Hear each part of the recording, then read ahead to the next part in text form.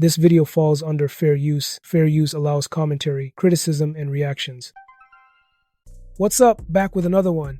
So today I'm going to show you this clip of Mr. Serv-On speaking on Cash Money and No Limit rap battle. Check this clip out. Good morning. Let's talk with Serv early morning, man. Let me say something in perspective, man, of the two CEOs, Baby and P. You know, a lot of times on social media, people go with certain narratives about what they didn't do for the artists and what they did do for the artists. I want y'all to really put in perspective of those two young guys. When they were young, dog, you're talking about dudes that were over corporations, businesses that were making over $500 million. You're talking about young dudes that were not totally educated in financial literacy and business, you know, and whatever discrepancies might have had on business with artists and things like that, man, them dudes opened the doors for all of us as artists. We also had a responsibility to know our business, you know, and we were young and financially literate on business and finances and what to do, you know, and those dudes were young also, man. And Pete was one that admitted, I was young, I made mistakes. And that's one thing, you know, we always gonna roll with him and respect it because we know he had love for us. You know, a lot of things that were done financially, you know, that he shouldn't have even done as a CEO without having total paperwork and totally doing the business. A lot that he didn't recoup, you know, that he gave us and things that were given to us and put in our names. I don't speak on Cash Money and Baby, but I know he opened the door for them also. And let me make y'all understand about them two CEOs, man. They were young, very young. They didn't have business school gone. They didn't have a Yale degree in business. You understand what I'm saying? And at the same time, I'm going to make y'all aware of something. You know how much money those two dudes were cheated out of by them labels? They fought every day. You might say the labels giving them this amount of money and that amount of money. And it was tears of what the catalogs and everything was worth and the artists that they had was worth.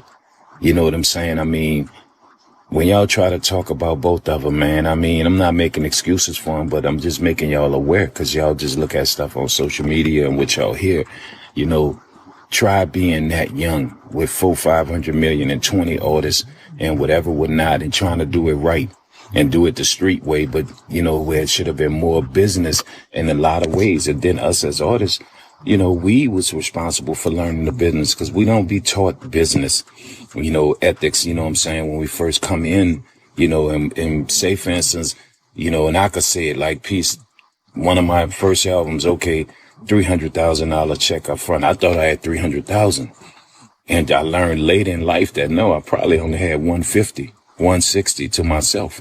Not learning, you know, understanding taxes and finances and things to do with it. You feel what I'm saying? Going by $100,000 cars that didn't make no sense, that couldn't make no money for me and depreciate, you know. So I'm not making excuses for them dudes, man, but I want y'all to understand the perspective. If they made $300-400 million as a company early on, do you know how much money the labels made and how much money they cheated them dudes out? You know, they even realized it in time, man, and got better on their business with these labels and got what they needed to get out them. You know what I'm saying? The business between the bosses and the artists, man, you know, you got to look at it. And I'm just saying, giving a pass on it, you know, because in time, each of them you look at it, the people that are around them, they've made it right with them.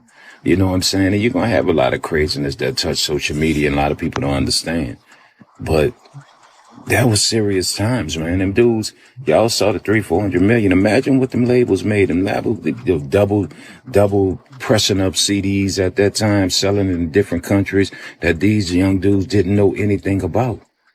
So we got beat as a label whole. The label bosses and the artists got beat by those major labels big time.